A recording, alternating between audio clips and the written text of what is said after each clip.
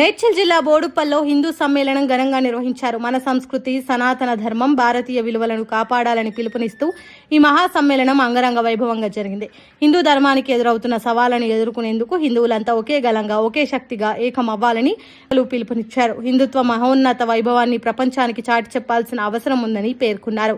ఈ కార్యక్రమానికి ముఖ్య అతిథులుగా ముప్పవరపు వెంకట సింహాచల శాస్త్రి, చిన్నం రాజు, పి లలితావాణి హాజరై ప్రసంగించారు.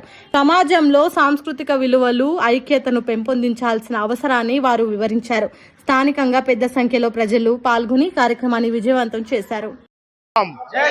జై భారత్ మాతా కి జై, దుర్గా మాతా కి జై, గాయత్రి మాతాదేవికి.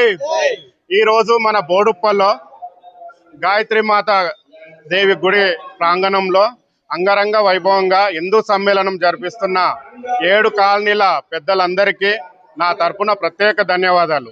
ముఖ్య ఉద్దేశం ఏందనంటే, మన హిందూగా పుట్టడమే మనం ఒక మంచి అదృష్టం. ఈ అదృష్టాన్ని మనం కాలరాసుకుంటున్నాం. ఎందుకంటే హిందూకే శత్రువుగా మారుతున్న తరుణంలో ఇట్లాంటి సమ్మేళనాలు ఆర్ఎస్ఎస్ తరపున బజరంగ వాళ్ళు హిందూ సమ్మేళనాలు జరిపించడం ఒక మంచి శుభపరిణామం. ఎందుకంటే నా సనాతన ధర్మానికి ఇప్పుడు ఆపద వచ్చింది కాబట్టి, సనాతన ధర్మానికి ఒక భారత్ మాత కాదు, భారత్ మాత ప్రతి ఇంటికి ఒక బిడ్డ పుట్టాలని, ఇంటికి ఒక బిడ్డను భారతదేశానికి అప్పచెప్పాలని ఈ గాయత్రి మాత దేవి గుడి తరఫున ఈరోజు జరుపుతున్న కార్యక్రమానికి ప్రత్యేకంగా నమస్కారం తెలియజేస్తున్నాను.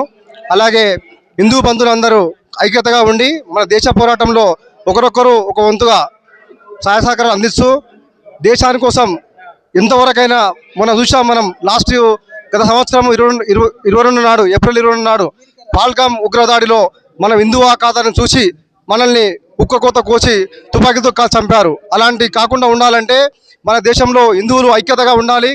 ఆ ఒక్క నినాదంతోనే ఒకరొకరుగా మన అన్నదాన్ని చెప్పినట్టుగా ప్రతి ఒక్క ఇంటికి ఒక హిందువును దేశ సేవ కోసం పంపించాలని చెప్పి మనస్ఫూర్తిగా కోరుకుంటున్నాను. జై హింద్, జై భారత్ మాతా కీ జై.